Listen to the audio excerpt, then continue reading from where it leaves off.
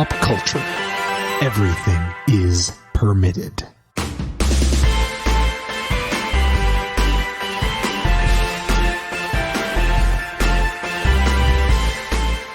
Welcome to episode 47 of Everything is Permitted here at Wade's Comic Madness. I am your host, Julian Brown, alongside my co-hosts, the Man of Steel, Matt Reppert, and the Master of Puns, Brittany Tomes. How we doing? Do you see what I see? I had an icy and I'm really hyped right now. I was like, where did that come from? Gremlins. Well, I know that. Na, na, na, na, na, na. Do you see what I see? I think Wow. the audience got the joke. Jesus. But I wanted to continue singing. Yeah, I like it. Acapella, let's go. Let's go. Everything is acapella. Oh, God. Name of the show now. Acapella is Guys, permitted. we just saw an awesome movie. We did. We did. I can't wait to talk about it. I can't. on a sugar high. It is our 1917 review episode. We're very excited to talk about that. Also, we are going to be talking about lingo from pop culture that we use in our everyday lives. And we were talking about it before we started recording. Quite a array of choices to go from. So It's kind of hard to avoid. it is. And it happens really more is. and more as, everybody's on social media and they're all seeing the same movies. So, boom. Next thing you know, another word pops up. Boom. That's like something out of pop culture right there, too. So before we get to our rants You and don't want to raves, drop this mic. Julian would be very angry. Master Obi-Wan would be very, very angry. Exactly. Hello there. Yeah, had to. He sounded delighted. He did. He sounded very Hello delighted. there. Don't drop that mic. I'll fucking kill you. I have the high ground. This weapon is your life. Sorry, we are so off track. Let's get to some announcements.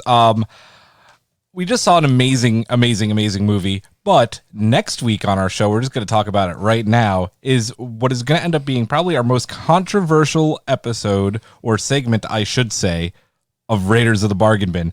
Want to know what it is? You got to tune in next week, but it's going to be a good one.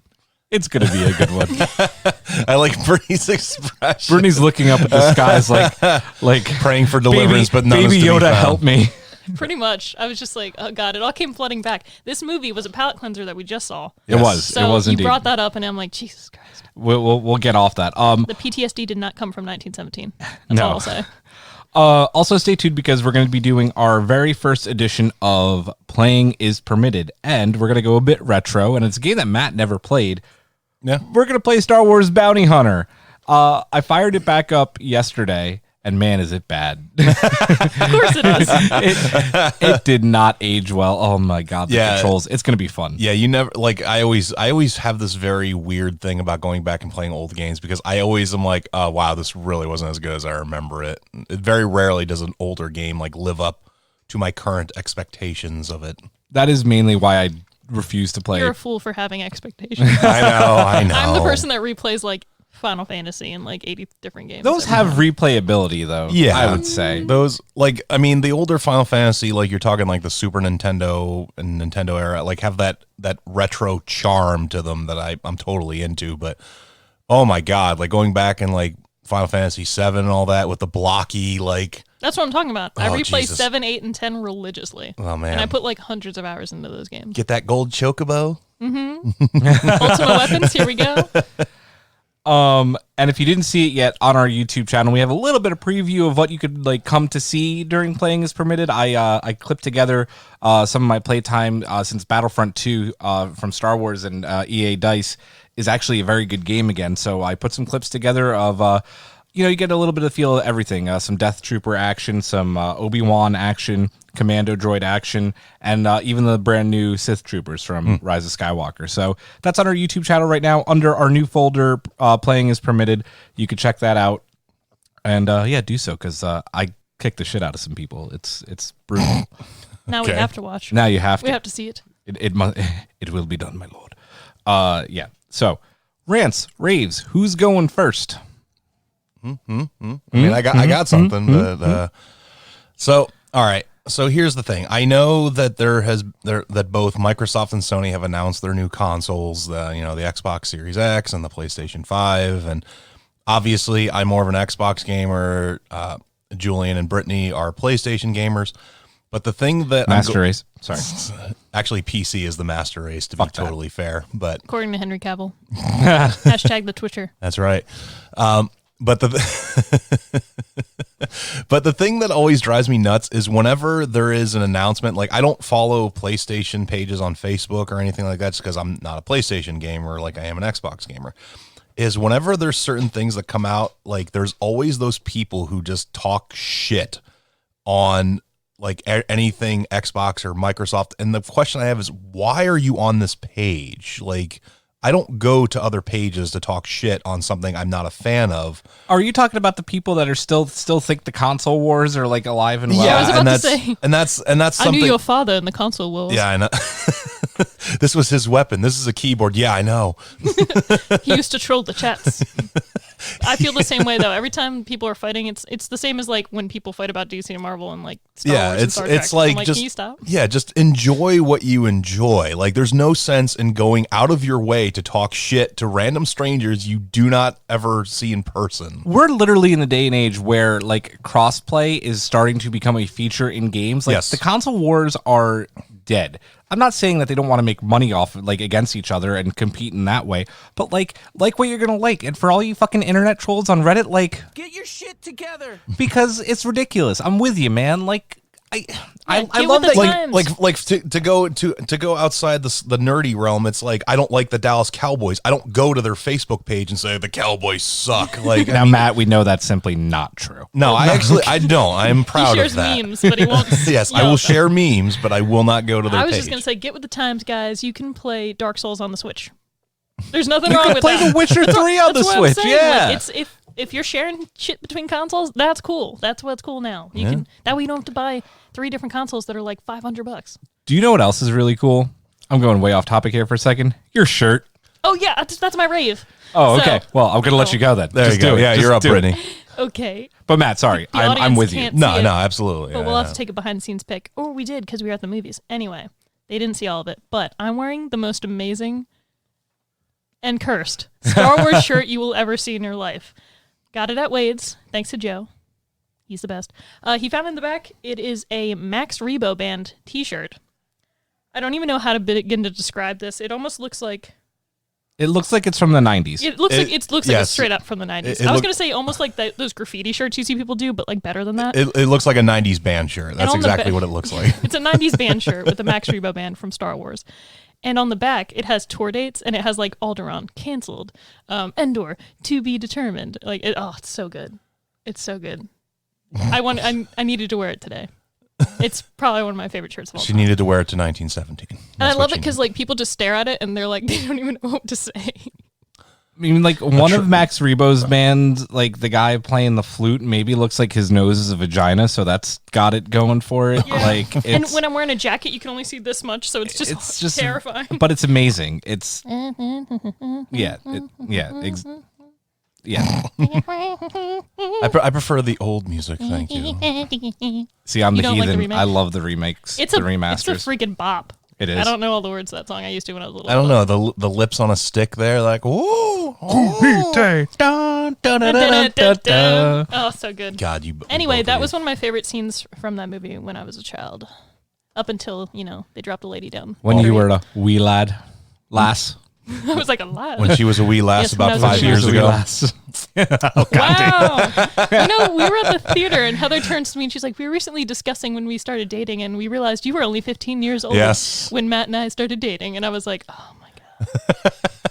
It reminds me of young Wesley Crusher, and that reminds me, Brittany. Shut up, Wesley. The Wesley of the group. Yep. Oh man. Oh God. That was your idea, I think, to get that soundbite. I think it was. And it was Yeah. specifically because I knew I'd be targeted by it. If we somehow could get Patrick Stewart to say "Shut up, Brittany," like that would be the most amazing thing ever. Oh, I would pay him myself to tell me to Challenge. shut up. Accepted. I'm not even kidding. Let's do it. Well, we gotta track down Patrick Stewart and Next con he's at, I'm just gonna put a phone in his face and be like, "Say it, do it." And I'll be there and I'll be like, it's okay, please Shame me. Actually, he'll just be like, get the phone out of my face, and be like, good enough. Security. And then here comes Michael Dorn, comes running up. They are off. Mr. together, Wolf, those take Star him Wars to the peeps. brig. Star Trek peeps. Oh my god. We're getting into Star Trek mode. Yes, man. yes, we are. Next week, it's Yes. happening. It's happening. We're getting into Picard. It doesn't premiere next week, but we're going to be talking about the man, the myth, the legend quite a bit. Jean-Luc. Do you have a rant or rave? I have a rave. It's so hard because we all have something we would love to rant about, but we have to wait a We week. can't. God damn. It's true. I will rave instead about something I was talking to Matt about after our movie. And I was talking, I think I mentioned to you after the movie. So I think you all know by now, like my dad is a major influence into, why I love film and why I see, not just like big blockbusters, why I'm like really into film as an art form. I've taken film courses, blah, blah, blah, blah, blah. Today at 1917, there was a dad and his, on the younger side, son. And being, just like in this day and age, like my immediate thought was, oh, here we go. Like this guy probably shouldn't have brought his kid to this movie. But as we're going, like, the previews are starting and he's like talking about each of the previews and like talking to his dad about the movies. And I'm eavesdropping a little bit. And I'm just like, oh, this kid like might really be into film like I was. Like my dad took me to movies I shouldn't have seen, when I was this kid's age. And I really appreciate that. So the movie starts and this kid is watching intently. Like he's not bored. He never took out his phone, like was loving the film. And Matt, during the film, Mark Strong comes on the screen and you mentioned to me, oh, hey, Mark Strong. And the kid goes over to his father, very matter-of-factly, whispers over and says, hey, that's Mark Strong. And I'm just like, okay, this kid gets it. This kid's probably a film buff like I was. Like his dad probably takes him to all these movies. And I was like, I like it because it's like Julian allows it this time. Like, just barely. No, not barely at all. Like I love it. Like I'm very happy with it. Like this kid's probably gonna have a great like film palette when he grows up. And I love that, after the film was over, he was actually talking about it with his father and that like he enjoyed it. And, it wasn't like, he wasn't immature about it because he's at that age where he could have been, immature or bored and I just really appreciate it. I thought that was a really cool moment. And I like that there's, another dad out there who's, willing to take risks on some films and, take their kids to, because for some kids, like you're not going to get them to sit through this movie. I feel like a lot of kids would find it boring. I think, we'll get to that when we review it, but yeah, I think a lot of modern audiences will find it like a little boring at parts. Yes. Yeah. So are you saying even if your kid isn't 19 or 17, they should go see it? So much as they have so long as they have a refined palate? Just asking. I want to make sure the audience knows. that was bad. Yeah, that was bad. definitely. I deserved it, but did. you guys went, and that's what I do it for. And I like that all the senior citizens in the crowd, besides the one that was dying throughout the film, she's like coughing up a lung, chose to see this movie in the best format, Dolby Cinema. Because, senior citizens could be cheapskates, and it's like Sunday. It can also really hurt people's ears. It can. Like, a lot of people have sensitive ears, and it doesn't. But I was very happy to see that, like, the Dolby Cinema crowd was, like, the seniors who would sometimes just skip it and go see it on a normal screen. Because this is the type of movie, and again, it is my rave, and we're going to talk about this so much more. This is the kind of movie that should be seen in the large formats, like IMAX and Dolby Cinema. I wonder how it would be in RPX. That'd be crazy. I don't know what that is. That's like the 4D where like you get scents and smells and they rumble you around. I don't want to smell any of those things in the movie. Some guy runs through the I don't need to smell dead bodies in the water, man. Some guy running through the aisle screaming, ah! Like, oh wow, it's like I'm really there. Anyway, obviously that's a lot of 1970 talk. We're going to get that when we get to our review. I think if nobody else has anything, we're all good. Let's do it. It's time for the permitted minute. You always go low and then I want to go low, and then I have to go high and I have to think of it the last second. I and then you ruin it. I can't do high voices. The permitted minute. We can keep all of that. Oh, we are. It's the permitted minute. It's the permitted minute.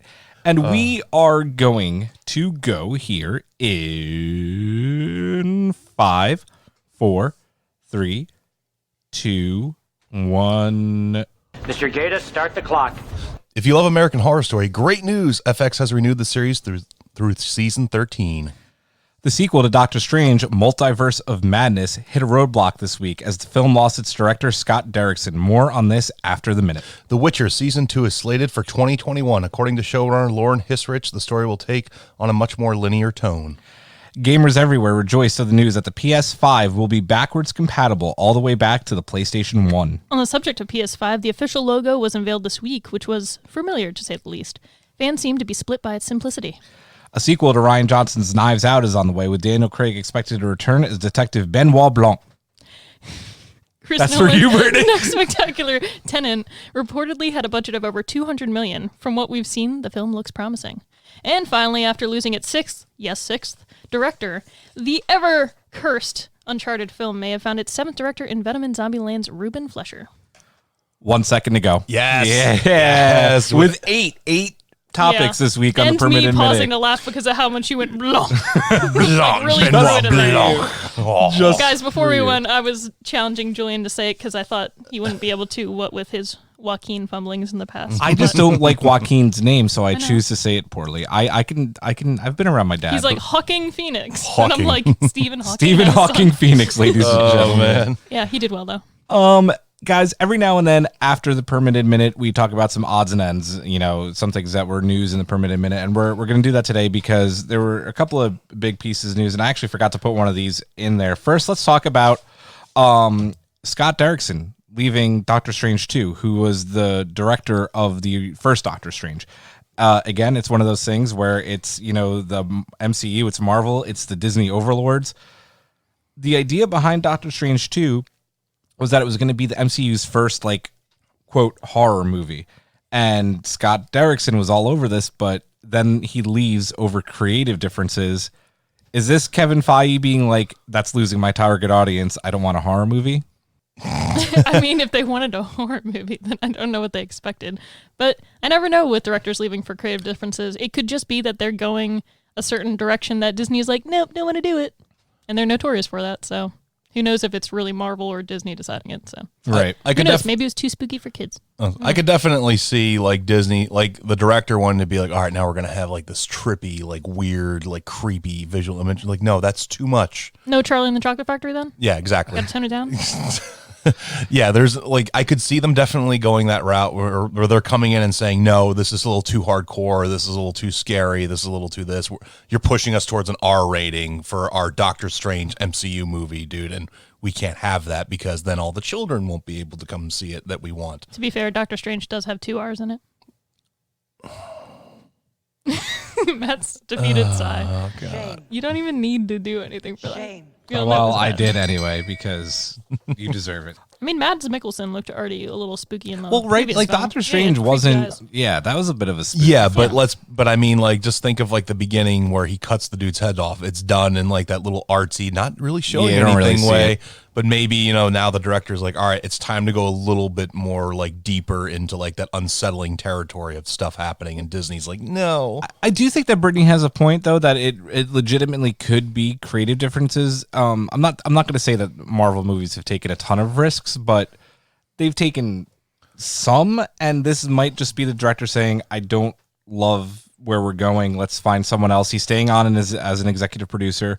So I mean, we'll see. They could change it to the multiverse of happiness instead of madness, and then we wouldn't have to worry about it. There you go. Or, There you go. Doctor Strange 2, Love and Thunder. Oh, I can't wait. I can't wait for that. None of us can. Can't wait. Brittany, I know you're not happy about this next one because we just don't think it should be made in the first place, and that is the question. Uncharted losing its 6th director. Should this movie be made at this point? No, in my opinion, no, not with the people they have on it. As soon as they announced they wanted Tom Holland and Mark Wahlberg, I was like, are you kidding me? They're nothing like those characters, and I get if you want to try and do a younger version, but I'm like, just don't. Can you please, video game movies, can you just do the plot of the video game and try to get actors that either look as close or can act as close to the character as possible? What the hell are they thinking about Mark Wahlberg as Sully? What the That's hell? what I'm saying. I know. I know they're trying to they're like, oh, we're going to do younger stuff, but I'm just like, Didn't they kind of do that, though, with Tomb Raider, and it didn't do that well, though? they didn't make her age any different. That's the thing. They made it from the game, but the reason that movie, I really enjoyed that movie, but it wasn't exactly like the game because they just combined 2 different games plots and jumbled it.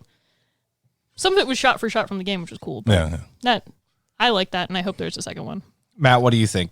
Honestly, I would say no, because I do agree with Brittany. Like Tom Holland and Mark Wahlberg, like my experience with Uncharted is kind of limited. I've only played a little bit of the first game, and to me, Tom Holland just doesn't have the look of, Nathan Drake. It's listen, he does if he was young enough still where they were going to do from Uncharted. I think it was Uncharted 3 that had him as a kid. I get it, but Tom Holland's not getting any younger. I mean, Tom Holland is under 30, so it's not like he's under 21. I think still at this point he's young. But still, start what makes Nathan Drake like the way he is what he's done in his adventures and what he's been through in life. So doing it younger, it would be one thing if he was just in a flashback as younger him, and maybe he looks like the other actor. Whatever. If Naughty Dog's not involved, I don't want them to even write a script and try and do this movie, because they're not going to do it right. Well, that and let's just face it, Nathan Fillion's fan film that he filmed was already better than anything we're going to get. Exactly. And Nathan Fillion, they should have just pulled the trigger a long time ago and cast him as Nathan Drake. As soon as he made that, they should have been like, we're going to keep this exact style, maybe make a few tweaks, but sold. I was really hoping. Thank you. You took the words right out of my mouth. Gotcha. That it was going to be basically like a backdoor pilot where it's like, oh, you did this thing? Yeah. Oh. And now it's a show? Yeah. I would have taken that too. Yep. But the games have good scripts. People in the gaming industry put a lot of work into making these stories good. So if you want to do a movie, just do what they did or ask their help. They can write the script for you. Stop. Just stop. Just stop. Agreed. Just stop. 100%. Finally, this is something that we're going to be doing a lot more on the show as we do more segments of Are You Still Watching? We did our first ever one on The Witcher, which is on Netflix. We watched the 3 episodes. We said we are still watching the show. We have all finished it now, so I will go around. I'll start with you, Brittany. Who watched it the longest ago? Who did watch it the longest ago. That is very true. Your final thoughts on the first season of The Witcher. I'm excited for season 2 because everybody meets up at the end, and I'm like, oh my God, this is great. The only thing I'm wondering about is just because the actress that plays Ciri is obviously still younger. It's are they just going to start her training? How are they going to do it? Or are they going to cast somebody older to be her? For, older, I could see them doing the time fade, yeah.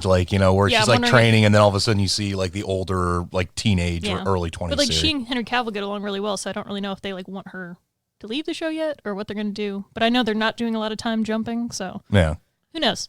Either way, I'm really excited, and I liked how it ended. Yeah, I very much loved the first season. I know Julie and I had kind of talked about this, and the last episode was kind of the weakest in my opinion because it kind of had the least amount of Geralt, which is kind of the purpose that I'm watching The Witcher. It was still a good episode, don't get me wrong, but honestly, I would kind of rank it lowest out of all the episodes in my opinion. But yeah, I absolutely loved the first season. I thought the show did a great job of mixing action and even some good amount of comedy in there as well. It was really fun. Henry Cavill is brilliant as a character. I'm not very well acquainted with, and Geralt.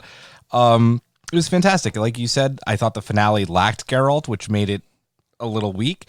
But, Yennefer is awesome as well. And seeing all those awesome magic effects at the end were fantastic. Not to give too much away. But, a fantastic show. I'm stoked for season 2. I'm stoked to be able to have some time now to really devote to playing The Witcher 3 and get, more acquainted with the lore of the whole, the series as a whole. So I just said Brittany's favorite word. As soon as I hear lore, I'm like, oh, that's me. So, and then finally, are we excited about because they're going to be taking a more linear approach to the show instead of, jumping in time? I actually do like the more linear approach because if you're not familiar with the game, the books, for a while, you might have had no idea what was happening the first few episodes because I think it's episode 4 is actually when it kind of really hits home that, oh, this is all taking place years apart. This isn't right now because, I mean, as I said, I already knew what was going to happen because, I played the game and I read some of the books. But if you're like Julian, the show is kind of you're jumping into the Witcher's world, then it's it might be a little confusing and all that. So, yeah, agreed completely. Brittany, same thing? Not at all. Just watch and you'll understand. That's my thing. I like it. No, I like how matter of fact you are on that. I mean, the best thing I do is just explain there's 3 different timelines. This is what it is, and that did help you. It when did. You're watching It but legitimately did. Though I'm glad that you told me because I wouldn't have known, like Matt said, until maybe the 4th episode. So yeah. Anyway, The No Witcher card. season 2, I believe they are trying for 2021. I think Henry already posted it. he made talking his about cute it. little video. He Yeah, was like walking across the street. He looked both ways. So happy for that man. he did. He looked both ways. Yeah. Good man. I mean, Good he's man. huge, so if a car hit him, it would probably dent the car at this Just point. bounce but- off. Guys, we're going to get to our next segment briefly, but before we do, we just need to have a quick word here from our friend Kevin Conroy. I am vengeance. I am the night. I am Batman. And remember, you're listening to Everything is Permitted. You know, I love that, and I love how you use it. We should always use it in the middle of the show. I love Kevin Conroy. he's the man. He's the man. That is a good segue because, you know, I am justice, I am the night. Like, how ingrained is like Batman the animated series and like in our pop culture? Not that people go around saying I am Batman. I mean, sometimes people do if they're in the mood. Be like, you're stepping up to me. You're stepping up to me. I'm Batman. I mean, I've never done that. I was gonna say, Oh my God. maybe in an episode of The Office. Yeah, probably. Guys, pop culture lingo in our everyday vocabulary. We've all been there. We all probably do it on an everyday basis at some point during the day. So let's get down to it. All right. Let's do it. All right. All right. Example number 1, Julian. Example number 1. Brittany, how about you? That was it? You weren't going to explain No, it? I'm not. I'm going to go into mine later. Okay. A current one I like that people use is that, like, whenever they refer to people, like, slowly disappearing, like, it's not like in Harry Potter when, like, Voldemort faded away and they're like, oh, that was really weird. And now it's like, oh, they got Thanos away. Like, things like that. Like, Yes. people that literally before the Avengers even brought Thanos in the films wouldn't have even known who this character was. Like, now anytime anything misses away or something It's happens. snapped away. Yeah, you're like, oh, Thanos must have snapped. I'm dying to talk about something that we can't talk about right now because Shut up. I know. Because I talked about it. I know. Oh, my God. Next week, Julian. Next week. Next week. Oh. See, he shouldn't have done this. He should have just done this episode. I We should could've have, gotten but it over I'm torturing people because it's fun. with. You're torturing us, though. I know. I know that's You true are, too. you are. I'm enjoying watching your faces not be able to talk about it. Yeah, I love that. Just so many memes have come from all the Marvel films in the MCU, and just even people that don't watch them or know anything about the comics will like get these references. So they're just like, huh, Thanos snapped. My favorite example of that comes from the holiday season when all people were doing Elf on a Shelf getting Thanos. Yeah, It like was like the best thing in the the candy world. cane crunch. Yeah. I saw one of those memes about a year ago after Infinity War came out because I work with the Air Force and like they have like promotion lists and half of the people that tested to become sergeants got promoted and the meme came out with Thanos like with a snap of my fingers, half of you will become sergeants. So yeah, I really love that. One phrase that I use, and it's funny, as I said, mine are going to be a little bit off the beaten trail. They're the ones that have like influenced me, and I use in like just my everyday language without even thinking about it. Is one of mine is from The Simpsons, from an episode where Homer founds his own religion, and a fire breaks out in his house, and Flanders tries to rescue him, and Flanders throws him out of the house, and he flies back into the house, and Flanders just goes, "Okay," like that's. Yeah, okay. No, like, yeah, You've done that, like all I the say, time. I say that all the time. Like whenever like something happens and I'm just like I got to deal with them, just like okay, like and I don't even think about it. Dude, I quote The Simpsons a lot too. Like, Oakley Dokley was something that just people started saying, Yep. and like it's shortened to like Okie Dokie. And of course, But- dope. Like Dope. so, yeah, that's my first one. So you up? So I'll give you guys one that we didn't talk about off mic. So this is a throwback to when Karen and I first started dating. It was a little inside joke between us. I don't know if a lot of other people obviously did this, but do you guys remember the Adam Sandler movie? I think it's like Don't Mess with the Zlotan. or Yeah, something? yeah. Don't mess with the. And he was like a Zohan. hairdresser. Yeah, I remember that movie. I think I saw And- that like once. You know, we had Once is all it's needed. True. after like a shower or something, or just like randomly, you know, we'd be walking down the street, and one of us would just go to each other like, "Oh yeah, you make the silky smooth," and it was just like this ongoing, and like we hadn't done it in years, and I think maybe a few months ago, just out of nowhere, I don't know if she had like gotten out of the shower or something. I was like, "Oh yeah, you make the silky smooth," Oh my God. and then like there's a part where he's like, "No," and it's just we love that movie even though it's horrible. And It's that- a terrible movie, but it's why enjoyable. it yeah, exists. yeah. And then you know, just briefly because I did do it at the top of the segment. Obviously, you know, a lot of the times before we record, it'll just come out. I'll be like, all right, Matthew McConaughey, like, let's go, let's Yep. do it. It's just in there, man. Yep. All right. Brittany, back to you. Snarf. Snarf. Don't have a word. Just go with snarf. I'm just saying, you know Thundercats, you know Snarf, and I just for the longest time, like sometimes I'll just be like, Snarf. Like, in my family, we quote things nonstop and like even do, sound effects or like weird little one-word things from shows and movies so much that we don't even relate it necessarily to the show or movie anymore. It's just something we do. So this is one of them where like sometimes I'll just be like, Snarf. I've let out a good snarf throughout the years as well. So my next one is from a video game. Not a lot of people probably played it back in the day. It got a remaster. Probably only you. Yeah, I know, but it's from the game Grim Fandango, and the character Manny Calavera says it.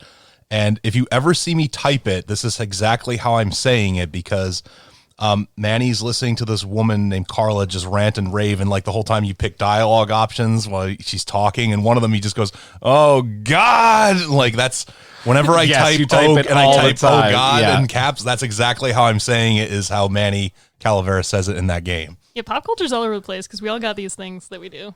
Mm-hmm. But man, like I can't count how many times in our chat we've been talking about something ridiculous or the movie that we're going to be bargain binning next week, and all of a sudden in the chat in all casts, it's just, oh God.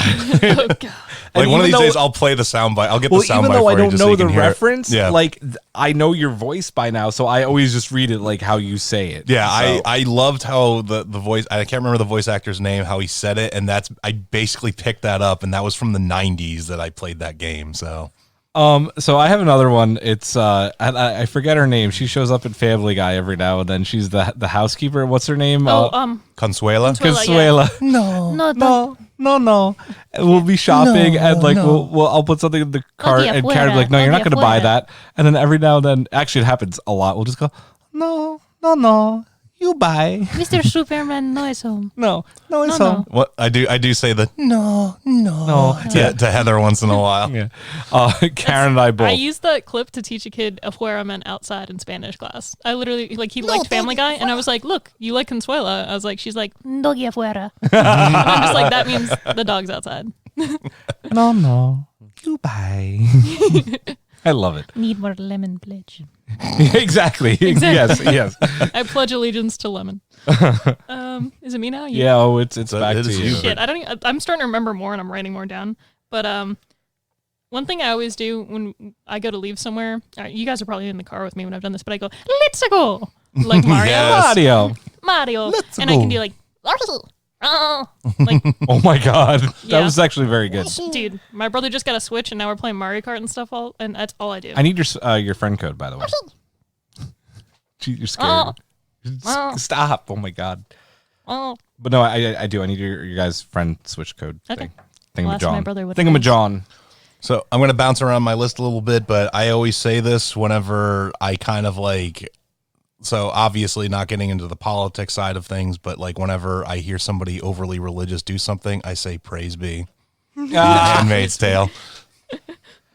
Just sticking in that political realm for a second, because how many times now, whenever you see a bullshit story or someone's talking out of their ass, you go, fake news. I don't ever. Oh, I do. I don't sully my mouth with such Oh things. no, it's funny. Our president is a giant walking meme. He is a meme. He is a meme. So fake news. Yeah, but that's always my bitter. Just like you're an asshole. It's just praise. This is praise be. Commander in chief. So this is one that I hear everywhere. Because I mean, listen, I keep company with geeks and nerds, so I think I hope so. Yeah, I would hope so. I think all of my geeky friends say this, except maybe you, Matt, and that's frack. Yep. Oh, I have it in here Yeah. too. Fracking. Fracking Battlestar Galactica. It especially helps if you're like currently rewatching it or doing whatever. Like Yep. it's in your head. I never really watched Battlestar all the way through, so I was me in college. I said frack a lot. They actually use it religiously on the Flash. Like Cisco says frack all the time. Yeah, and Shui. They brought in from Batman Beyond. They did. Shui. Yep. Which oh man. I wanted Shui to catch on so bad when I was little. I was like, please let this be the future. Well, here you go. Little Brittany, this is 2020, and we're still not saying Shui. there are no flying cars. This is 2020. Oh, Jesus. It's Julian Walters, and this is 2020. But yeah, frack. Actually, fun fact. I used to be part of a message board called Frack It, and it was awesome. And we all had customized Frack It message board, whatever those were, where you had your tags at the end? your Yeah. username in them. But yeah, frack. It is brilliant. Like frack me, frack this, frack you, mother fracker. Frack is Yeah, where when it's at. fracking started to be like in the news for like oil related things, I was like, what? No. Like, the first time I saw a headline, I was like, what? Huh? And then I was like, oh, it's not Battlestar. Never mind. It's worse. Brittany, back to you. Oh, back to me. Oh man. There's some like little things for movies. Like I really like Cloud Atlas, the book, and then like the movie they made with it. I know, like, you know, in some ways it's controversial. Not a lot of people saw it. But there's something in the future dialect they have. It's like broken down in English and there's a bunch of weird little things thrown in. But one thing they always say when they're asking like, are you telling the truth or like, are you for real? They say true. And like, that's something we say in my family now because I got everybody in my family to watch that movie because I was obsessed with it. So whenever we talk about things, they'll be like, true? And I'll be like, true. True's awesome. Like, I've watched that so many times that I don't even need like that's any subtitles down the bottom or anything to explain what they're saying in those scenes. I have a problem. But true is one of them, and not a lot of people know it. But True. But like, if somebody else at work, if I were to say true to myself, they wouldn't know what it's from. But it's something I do say. You're saying true, and all I could think about is Tree Crew from the 100. You know, did you guys ever watch the 100? I did at first, and then I hated that show. Oh yeah, I ended up hating it as well. Yeah, I stopped after right, halfway then. through season 3. But I did love the language they made. Yep. And I wanted to anytime there's like sci-fi and fantasy, I want to learn the language because I'm a language person. And That show was really good up until it wasn't. Like, that's literally exactly how it went. It was amazing, and then all of a sudden it was like, boom. up until someone walked in through a door and shot their most popular character for All no right, then. reason. I have no idea what you guys are Yep. talking about. Pretty much. We're yeah. bitter. Never Brittany and I seen- are bitter over the 100. I'm glad that we share this. That show messed me up because I don't think at the time I was out yet. Or maybe I just told like some people in my family. There's I a don't know. great I related a lot to that character. There's a and it hurt great, me. a great arc between Clark, who's the main character, and the leader of, I forget the name of her Lexa? crew. Yeah, well, Lexa, but her crew. I forget what her crew was called because she They wasn't. were like grounders, ground people. well, not the grounders themselves, but like, you know how there were the different crews. Oh, There the were- clans? Yeah, the clan. Yeah, I think she was like, one crew or no, because No. one crew is what it turned into because it was no, I thought it was a tree crew, right? no, because Tree thought Crew Tree was. Crew. I have oh, no maybe idea it where was I have Tree no Crew. idea where we're It might going. have been Because I Tree thought, Crew. yeah, no because they're idea like what's the happening people right from now. the trees. Yeah. I just remember she was like the 13th And clan. or and something Lexa crazy. was awesome, and Badass. Clark and Oh my Lexa God. wind up together, and it's this beautiful thing, and then they fucking kill off Yeah, Lexa. and then the show just made no sense after that. So No, you're it just didn't. like, Spoilers. I'm Maybe I done. want to watch it. Well, Jeez. Well, if you want to, just watch the first 3.5 seasons. Yeah. Aha. So halfway through season 3. All right. Sorry, we got a little And off topic there. That's when you learn about queer baiting, kids.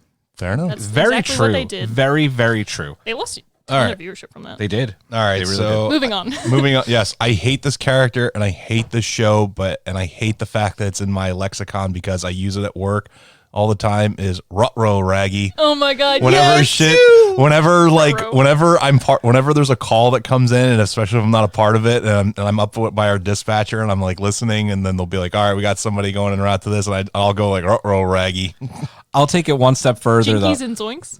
I was going to say, people say this all the time. I'll take it one step further, though. And when, if like Karen tells me something Cecily's done, or I see Cecily do something, and Karen and I give each other a look, I'll go straight into Scooby's little bit, Raggy. I'll fully just commit. Guys, I'm Professor Hyde White. Like, there's so many quotes. I'm running out. You're running out? You're Okay. running I'm out? running out. Another one I do sometimes when I answer the phone, especially if it's someone in my family, I go, hi-oh. Like Kermit the Frog. Oh, yeah. Like, hi-oh. Yeah, a lot of people do it. Another one. Heather and I did this for a while. Whenever we would hang up on the phone, but from Shaun of the Dead, bye.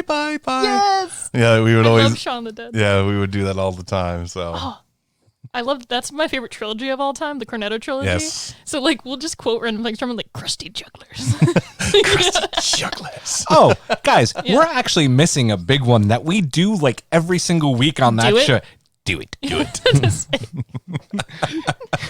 Every single Dude, week. so many pop culture things are memeable. Yeah. I'd say anything from SpongeBob, pretty much everybody does at any point in time. I love when you see somebody have a birthday cake for when they turn from 24 to 25, and they have like just a picture of the SpongeBob classroom where he and Patrick are sitting next to each other, like, no, it's funnier than 24. What? 25. And they're just like, it's goofy. And people do that with like the Taylor Swift song, The Feelin' 22. Like they'll just do that on their cake when they're 22. Like it's just weird. This is when Brittany is showing her. I know. I don't like Taylor Swift. I'm just going to throw it out there. I don't. I'm not a fan. We can't even talk about something else, but I'm so mad. It's such a banger. Anyway, I was just pointing out that I've seen that, and it's like a pop culture reference, and I'm just like, oh, you kids. So Never have I ever. I'll say another one that I like to say is Mortal Kombat's announcer, finish him. I do Toasty. Toasty. Yeah, Every Toasty time is it's another hot one. somewhere, I go, Toasty. Yep. Yeah. Yeah, anything from little video game clips. For sure. Yeah, I'll like whenever. Sometimes when people are like messing around, I'll just like if something's happening, I'll just go finish him. Yes. Another one that we all do constantly, besides the soundbite we have it is "Hello there." Hello there. Hello there. So goofy. It is. It is. General Kenobi. Hello there. Your lightsaber make a fine addition to my. There's a really bad line in that movie that is like because of Grievous's voice that you could barely understand. I always thought that that Grievous says to Obi-Wan when they're about to fight, "Ready or not, you are doomed." Or it's like, you must know that you are doomed. And then the line is actually, army or not, you must know you are doomed. And I'm like, He's like, I that's thought the it was most armed or poorly written line ever. George Lucas. I'm sorry. Here. I know people did the Wakanda salute when that was, really big, that movie, and they were always like, Bombay? Wakanda forever. Yes, and then, Wakanda for Bombay. I was screaming that. Oh, during I- Endgame. yeah, I was know like, you were. I know you both were. Yeah. And Chadwick Boseman was so sick of it. He was so Speaking of dumb. I kind of Another- feel bad for him because that's like going to be his thing for the rest of his Oh life. yeah, and someone did it interviewing Michael B. Jordan after the role. They went like, "Oh yeah, Wakanda forever." And she's like, and Michael B. Jordan's like, "No, I'm not Wakandan. Like, stop." I know, like Yeah. in real life, he's like, "I'm not Wakandan. Like, this is Wakanda. Stop." He like Yeah. got on the reporter. And his I was like, character "Bravo." also was, from America, and then was like anti what Wakanda was standing yeah. for. Anyway, hey, Auntie. Wakanda forever. Another one I have is Awa from Hey, fucking Avatar, baby. My brother and I don't know why this started, but it did in high school. Every time it was a Friday and we were done school and like I didn't have to teach martial arts immediately afterwards, we would come home. Sometimes we'd drive separately because like I would have after school things or he would, stuff like that. So we would both drive home. We'd stop at like Burger King to get food because we were like, oh my God, it's Friday. We're going to go home and play video games. And then we would like drive home next to each other, like blasting the radio and stuff. But we would do this thing. We would just yell, Awa, like Awa, back and forth to each other, like little chants. And then we got back in the house and we would just be like, Awa. And he would like yell while like setting up the video games. And I'd be like, Awa, like going to the fridge and like Oh getting my stuff. God. And one time my dad was home, which he never was on Fridays. And we didn't know because the car wasn't out front or something. I don't remember why, but he just comes out and I guess he was taking a nap and he was just like, what the fuck are you doing? And we're like, hey, what? We're like, this is our Friday tradition. And this We is just why chant Brittany's dad is never around. right now. I think he's actually is home right now. But yeah, he just goes to the mountains a lot. So Julian thought my dad was either dead or just out of the picture. Dead. Because Dead. every time he stops by our house, like, he's not there. And I guess I haven't talked about him a lot. I didn't assume show? divorce. I didn't assume just not ever You around. assume I just death. assumed That's the dead. far better option there. As someone with Yeah. a dead parent, I just assume dead all Well, the it's time. just like he wouldn't ever show up to like Bargain Bed movie night. He's not a big like movie person. Yeah. But yeah. So anyway, he's alive. And yeah. You got anything else, Julian? Or No. What's our time? No, at? we're good. I'm gonna just say, we have this great list that we went over. Oh, and yeah, just you can keep going. Some ones that This like is the way. I skipped over. This is the way, okay. and I have spoken. Everybody knows. Everybody knows. Those are the new kids on the block, if you will. Yeah, Like Baby Yoda himself. yeah. There's something I was gonna say. Oh yeah, obviously we had our list of ones that we all enjoyed. Came up with some on the fly that we may have forgotten about. We want to know some of the words and terms that you use from pop culture in your everyday vocabulary. Send us a list at permittedpod@gmail.com. That reminds This me is the way. of one other one. Sorry, real Oh quick. my God. Whenever like the floor is dirty or like You got somebody leaves their 5 plates behind or seconds. something, we're always like, Is this how you want to get ants? Because this is how you get ants. Archer, From Archer. yes. Yeah. So anyway, sorry, I just thought of it. All right, guys, let's move from pop culture over to the cinema. And this was true cinema at its finest. 1917. It's our 1917 review. Just absolutely fantastic. Wonderful film. Truly artisanal. And Brittany's got her Benedict Cumberbatch mustache from that movie right now with using her pen. Now, Jesus God. I must ask you a question, Lieutenant. Yeah, so Now, What the fuck are you doing? I figured that was coming in a mustache pun. God. Yep. As always, before we get into the review, we will go over the Rotten Tomatoes He was score. a Benedict. He was. But that was his role, and he did it well. Yeah. Crickets. Is this sound effects from the movie? Right? Weren't they so good? You could hear the birds in the background and Yeah, right. everything. It was You could hear a fantastic. flower petal drop. Literally. Incredible. As always, we go over the Rotten Tomato score of the film. This should come as no surprise to anyone. Critic score is 89%. It is certified fresh, and the audience score is 92%. That is as of this recording. It could go up. It probably will maybe go up or just stay right where it is. We should also note, Matt, you and I were talking about it in the car.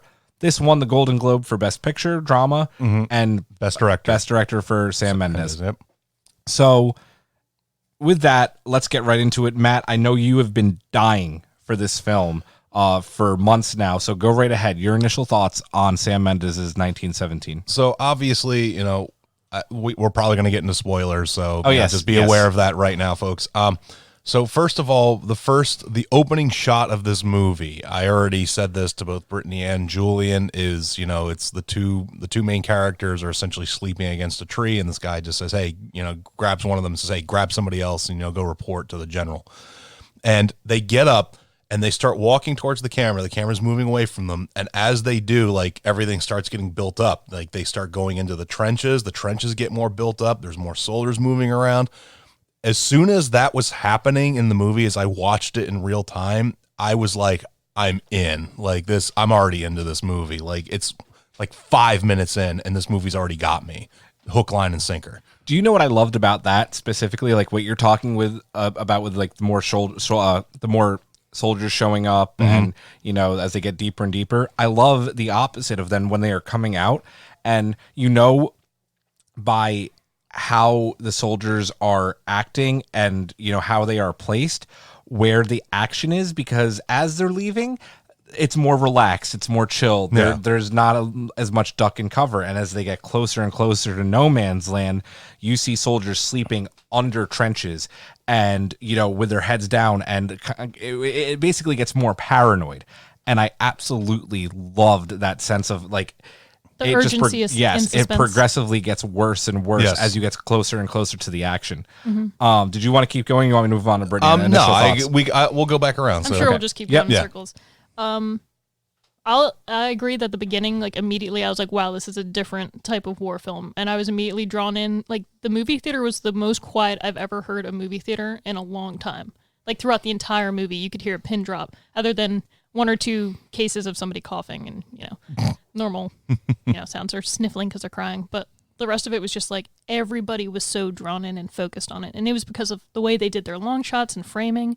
And they hid their few edits that were even in this film to begin with very well, like almost seamlessly. Their shot-for-shot editing was just... I want to touch on that Transitions real were quick great. because I saved this quote specifically for mentioning this. Brittany, as we were watching the credits together, we talked about how they hid their edits very well, like you just mentioned.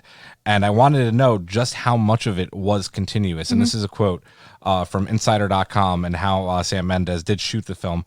And this is the quote. The entirety of 1917, a drama set during World War I, follows a pair of young soldiers trying to deliver a message to stop an attack. That is the plot of the movie. It was not actually shot in one take, even though it Yeah. looked like it very much I knew it well wasn't. could have, but rather a series of continuous uncut shots that were then cleverly connected to give the feeling of one long Exactly. take. Yes. And there were only a few instances where like you could tell like that's a good spot to like cut. Yeah. But there were some that they just had to match, like layer on top of each other, and it wasn't like Russian Ark where you could know for a fact that movie was just one long take. But once again, that wasn't filled with crazy action. This is the only way a movie with this amount of action and storytelling could have done that. So I applaud them. It really did feel like one long take. And even if you're nitpicky and want to look for edits, like, they're hard to find. I'm just telling you that right now. You could look and you'd be hard pressed to find one, except when the movie transitions from day to night, when he's passed out. That's Or gotta be the explosion in the bunker. Because they're not going to have you watch for 8 hours and like no. time, like, and it's hour 3. He's still exactly. I absolutely loved. This is some of the. This is a masterclass in cinematography ever. In a long time. I have no doubt that it'll win Best Cinematography at the Oscars. There's no way it can't win. What I loved about it, not just the fact that it seemed like it was one long continuous shot, but how this movie, unlike some of the big war movies out there, just showed that World War I was a giant battleground. Like, these two soldiers walking through an abandoned town, and here's one cow that's still alive in the distance. And then also in the distance, smoke from another town. Like, it just showed the scope of what World War I was.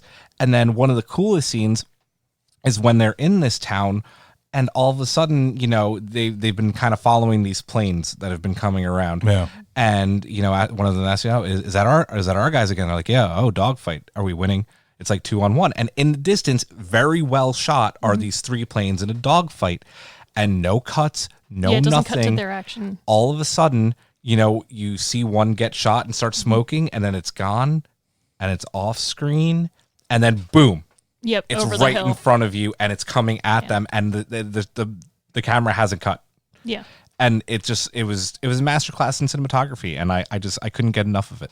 Yeah, it's definitely worth seeing in theaters. I will recommend it highly to anybody. It is a fantastic watch in like a Dolby and IMAX or whatever. Like, it's worth seeing in theaters just for that alone. It's a great movie. If you can splurge to do it, this is the kind of movie that was made to see in IMAX and not Dolby Vision, Dolby Cinema. Spend a little bit of extra money, you won't be disappointed. And I also want to mention that it's different than pretty much any other war film you think you've ever seen. Because I'm not a huge fan of war films to begin with, but I can appreciate, historical accuracy or, things that are shot really well. So I've seen a lot. But this one, to me, it wasn't war propaganda. It was just strictly following these 2 soldiers and this task they're given in this one storyline. And the way it's shot draws you in, and you care about these characters and you care about their goal and their mission. But at the same time, they're showing you the realities of war on both sides and everything that's happening. So I just thought it was beautiful. Like, it is a beautiful film. And you feel relieved when the characters feel relieved. You feel stressed when they're stressed. And you're just, like, pulled into it. And you feel like you're the cameraman walking behind them. Like, I felt like I was the cameraman the whole time.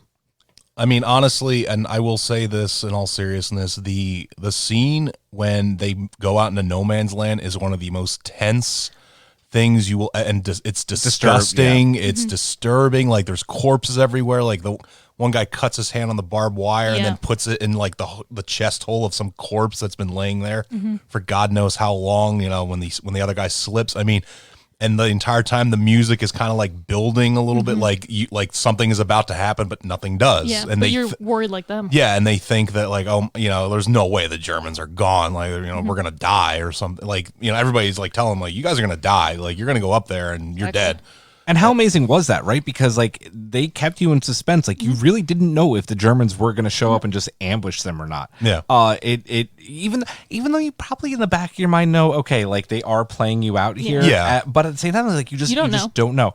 Matt, you touched on the music, and I just do want to give a big shout out to Thomas Newman, who, as much as I don't want to say it's the same style of score, I think took some great cues from Hans Zimmer's score of Dunkirk. It was very Zimmer-esque. And I loved it. And Thomas Newman and Hans Zimmer both have done these kind of movies before. I think 1917 won Best Score in the Golden Globes. I have to check that to be sure. And, I mean, that was beautiful. But I have nothing but praise for the score. And Brittany, you were talking about how silent it was in the theater. It was. And the movie itself, this is probably going to win. It has to win for sound editing as well, because the parts of the film that needed to be silent were silent, where you could literally hear birds singing in the background, which doesn't happen in a lot of movies. That to a point when they're in those deep underground trenches, and they see the tripwire, and all of a sudden it goes off. Like, you're shook. Yeah. You're shook. You're literally shook, because here's the thing: this is a war movie, but there isn't a lot of action. Yeah. No. So when there is action, it shocks you for a second because you're Yeah, it not rattles you. expecting it. How do we feel, especially there's that scene where the truck gets stuck and the bridge is out, so they have to go around. He's like, I just don't have the time, and he's crossing that bridge, and all of a sudden, bam, Yeah. I know like Heather, my wife Heather saw the movie with us and she didn't like the truck scene, but I actually did like it because I forget the exact quote, but it's something in there of like war is like 98% boredom and 2% sheer terror. And that's that moment of like, all right, it's just whatever. This stuff is happening. We're trying to get where we got to go. We're trying to push a truck out of the mud. It's just, that's kind of the normal drudgery of the everyday soldier life if you're not in direct combat all the time. That's what I liked about it. It wasn't like Saving Private Ryan where every 2 seconds, aside from when like music's playing in a square, like, people aren't getting shot at. This was realistic. And that was and I know we kind of touched upon this before we started recording, but I don't think that this movie will be popular with a lot of the modern day war audience because it doesn't have those big action set pieces. It's like near the end, it kind of does a little bit, but even then, it's pretty tame. It's not like Saving Private Ryan's like final battle scene over the bridge, or blah, blah, blah. It's like, yeah, guys are going, and it's an epic shot. Like all those dudes coming up over the trench and going into the field, and there's artillery fire, but like there's no machine gun tracers everywhere. You guys just getting their legs blown up. Like that's not happening in this. And I think a lot of modern audiences that think that's going to happen in this movie are going to be kind of like, quote, let down. But at the same, and if they dislike the movie for that, then this was never going to be a movie for them. Like, unfortunately, I'm sorry to say. Well, Matt, and you bring a good point, Brittany. I want to get your take on this too. The fact that, like you said, what's the percentage? Like it's 98% boredom and 2% sheer terror. I mean, how much did this movie pay attention to detail? Yeah, it was incredible. Go ahead. No, I will. One detail I loved is when they were in the German bunker, and it was just there was a it's like the Germans had obviously evacuated it and everything, but on the wall, and I saw it for like a brief moment, somebody wrote the name Clara. Yeah, they did. And I was like, that's kind of graffiti you would see in a place like this, and like it's like that little touch to show that, like, yes, dudes lived in here and they left. And the photo too, that they see that somebody even left in such a hurry, or maybe that person already died, and that's why their photo's still there. Because you're like, oh wait, this guy also has kids or has a family. These people are also fighting for what they believe is right. Yeah. One of the risks that I love that they took with this, making it look like it was a continuous shot, is that stopped them from getting away with a lot of the bad movie tropes that you see these days. Is, skipping over details, like when someone gets hurt and they're all of a sudden better. No, when basically the main character of the movie, he gets his hand stuck in the barbed wire. Is it Will? Yeah. So Will gets his hand stuck in the barbed wire, and it's for the next 5 minutes, it's a thing, and the way he's holding his gun has changed. Yeah, it's affected. And then he's looking at it, and then he has to pour the water on it, and you see that same hand go into the corpse, like you said. And then as this continuous shot is happening, you see him like rip out a bandage from his shirt and then bandaging the hand. Like nothing was missed in this movie. Yeah, I like that a lot. And I feel like if there are modern audiences that don't like this movie, or they don't like that it doesn't have as much action, they also need to actually put in perspective what war is, and this is a realistic war film. So if you don't want reality as a part of war, or whatever you think war is, then you don't understand war or what it is. Because this movie was amazing that way, and that you see that, oh, the main characters do get hurt. When he gets hurt really bad, he's out for hours. He's lucky to even wake up and be alive afterwards. And there's just a sheer will and wanting to, finish the goal. Definitely turn it off now if you don't want to hear any spoilers. One of the main characters dies. Like the first third of the film. The guy who's actually going after his brother, Blake. Blake, who is literally the one that's given the mission, asked to bring a friend along to then warn this battalion to stop this entire, attack they're going to do. A battalion that his brother's in. That his brother's in, because they're going to be ambushed by the Germans. They don't know it. Yeah, he dies when the plane crashes, and ends up, they pull the German soldier out of the plane, and they're trying to help him. Will goes to get water, and then when he turns around, the German soldier has stabbed his friend, fatally wounding him, and he dies. And it's a very dramatic scene and very well shot, and I like that it's a long scene. You need that emotion. You can't just be like, my friend's dead after 2 seconds, I'm going to run off, guns blazing. I loved it because I wasn't expecting it. I just had no clue that was coming, and I thought it was just a ballsy thing to do in a movie these days. Like, boom, this is the guy you think you're going to be following. You're probably tricked into thinking that his friend is going to die, and it's the exact opposite. Exactly. I thought that was brilliant. It was really well done. I loved when he was laying over his body and Mark Strong's character shows up, and it's just like, come on, there's no there's even though he does Yeah. get to more a little bit, like there's no time. You know, you don't have time. I don't have time. The war moves on. I like that he asks he's like a friend, and then he lets him have like a few moments, but then he's like, okay, you really got to get going because this can't stay in your head. Yeah, I definitely like that, and it did kind of catch me off guard as well. Like I thought that one of them would, and much like everybody, I thought it was going to be the friend, the one he picked, and then there'd be that kind of survivor's guilt of like, oh, I'm the one who picked him. But overall, yeah, the movie had great, and honestly, I will say this, like this movie didn't make me tear up, but one part that actually really got me, and I can't figure out why, is the very end when he pulls out the photos of his wife and daughter and he flips it over and just says, "Come back to us." I don't know why, but that hit me like harder than anything else in this movie. I think it's because he said that he couldn't handle being home and that he was like, you know, ready to leave his family to go back to war, but it Yeah. also shows that they want him to be home. Yeah.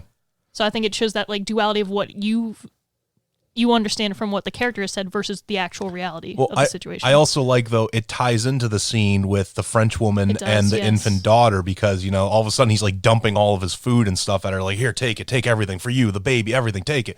And it's like, wait, why would this guy like give up all of his food? Because he was and, ready to die. well, that too, but I mean also that it makes sense because at the end he has a wife and young daughter, so it perfectly makes sense that he's basically sees his wife and daughter in this French woman and this baby that are hiding out, you know, in I this love that scene ruined too. town. So I loved that. That's a scene that got you, because the biggest thing I noticed at the end of this film is this movie literally, and this isn't meant to be a joke, it went from tree Yeah. to It was tree. bookends. Yeah. I like when It- films do bookends. Yes. It was perfect. It starts with them under a tree, and it starts with him. It starts with him sleeping Yeah. under a tree and ends with him sleeping under a tree. I just loved that. Yeah. The part that got me teary-eyed is when he's talking to Blake's brother. Yeah, and, that was and intense. Blake is trying to, because he's, you know, he's a lieutenant or lieutenant, and he's, you know, he's got to kind of keep it together, and he's trying so hard, but you know he can't. I that got me. I Yeah, was just, that's when I started was like tearing up. this. Yeah. When I saw the tree in the distance and he started walking to it, I knew exactly how they're going to end the film. And I was like, this is beautiful. And it also shows that like they were sleeping because, you know, they were getting what sleep they could in between what they had to do in the war. And when they wake them up right away and they're like, oh, here's your next text. Go, go, go. That's how the movie was. It was go, go, go. He barely had time to rest. And then finally he's like, I at least did this one thing. Whether or not I saved some lives, but not all that I could have. And he's just like, can relax for a second. I will also give a shout out that this movie had a lot of big name actors. They were only there to do their part. Like there was Yes, no focus loved it. on Benedict Cumberbatch, on Colin Firth, on, you know, on Mark Strong. It was like they're there and like they deliver their lines and the movie moves on. Like there's no like, we got Benedict Cumberbatch. Yeah. It was a brilliant way to Yeah. use all of these actors. Mm-hmm. It really was. Yeah, and it worked perfectly in my opinion. So I was going to say, and like Julie and I discussed after the film, it felt a lot like a theater production that way, where people come in during certain acts and then leave, and then you might have certain names, but And you might not see them again Yeah. either. Yeah. no, like, this was an act of like a labor of love, this film, for sure. It really was. And the last thing that I want to touch on is going back. I know we've talked about it for most of this review, is the cinematography again. That chase scene when they're in the burning French town. yeah, And it's shot in the dark. Now, listen, I've complained about film and television being shot in the dark, like the Battle of Winterfell in Game of Thrones. They did this so well because there wouldn't be any light except for the fires, you know, burning. Well, the And the flares flares. Or the and flares and going Because they off. were looking for So it. when the flares aren't off, you don't really see a lot, and when they are, like the way that was shot, And he had was to time so it too, he because did. he knew he's like, even though light helps him see to run, he's also like, light is going to get me shot. It was both extremely beautiful and extremely suspenseful.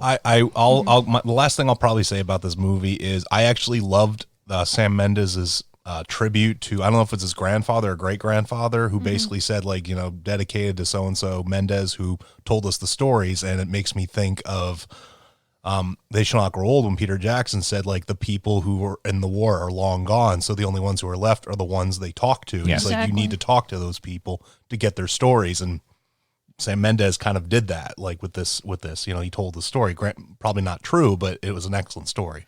You know, and the last thing that I want to say, and Brittany, I'm stealing something that you told me at the end of this movie. This is again, and not because I'm taking this very seriously. This is such an important film. It kills me that in the same year, because it did technically come out in 2019, Yes. that this was released and a movie like midway is released that just takes that subject matter like not seriously and does it in such in a poor way. Like, I almost wish that this was what was released on Veterans Day as a wider release, because I think it would have gotten even more play than it already is. Having said that, this movie's going to sweep the Oscars, I think. Oh no, I think so. Yeah. I honestly, I think Sam Mendes will probably win Best Director. Best Editing, I think, is one of the Oscars. Probably definitely win Editing that. would have to go to them. Score is probably going to have a strong showing in score if it doesn't win it outright. Well, before we saw this, we were like really leaning towards Joker, but like now it's like I don't know, man. Yeah. Well, let's give it our score, guys. It is time for the EIP film reel score, as always, out of 5. And Brittany, you start. I'm actually going to give this a 5 out of 5 for film reels.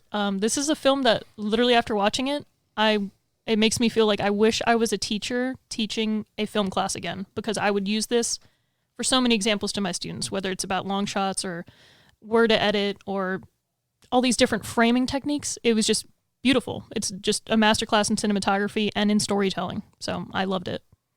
So I'm also going to give it a 5 out of 5. Like it's a masterfully crafted movie. The details are there, like the soundtrack, the sound effects, the camera work. It's all amazing. And I've clamored for like World War I modern movies for a long time, because I think it's a vastly ignored period of history that deserves to kind of get the modern day treatment. And 1970 pretty much gave me what I asked for and then some. So, I too, very easy decision. 5 out of 5. It is my pick at this point for Best Picture at the Oscars. No doubt, Best Director Sam Mendes. I hope it sweeps the Oscars. I really do. I think Best Actor will end up probably going to Joaquin Phoenix for Joker. Definitely. But this was such a unique role that I don't think these actors could be nominated. I in those. don't also think the story was ever about one person. No, really. exactly. So 5 out of 5, guys. If you have the chance, this is a must see, an important film, a masterclass from Sam Mendes. Please go see 1917. Anything else before we wrap up? No, I think that's it. Well, then that's going to do it for episode 47. Before we go, we are now on Anchor FM. Go check them out. It's anchor.fm. They also have an app. It's great. We'd like you to listen to us there or wherever it's most convenient for you to listen to our show. But definitely check out Anchor. It's a really cool app. It's I don't know. I like their setup. I like their layout and their UI. So check out Anchor. And then finally, next week on episode 48, we are taking EIP to warp speed. It is going to bring us into Star Trek mode as we prepare for the Picard premiere. We're going to be talking about his best movies, his best episodes of Star Trek The Next Generation and beyond. That's going to do it. For Matt, for Brittany, I'm Julian. Have a good night.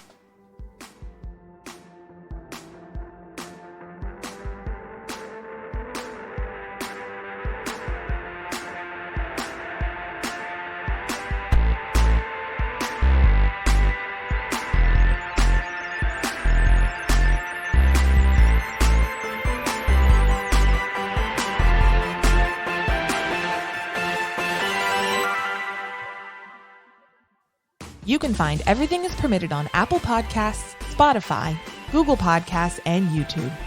Everything is Permitted is produced by Rob Migliaccio, Nikki Veazey, and Geneva Stein-Shivers.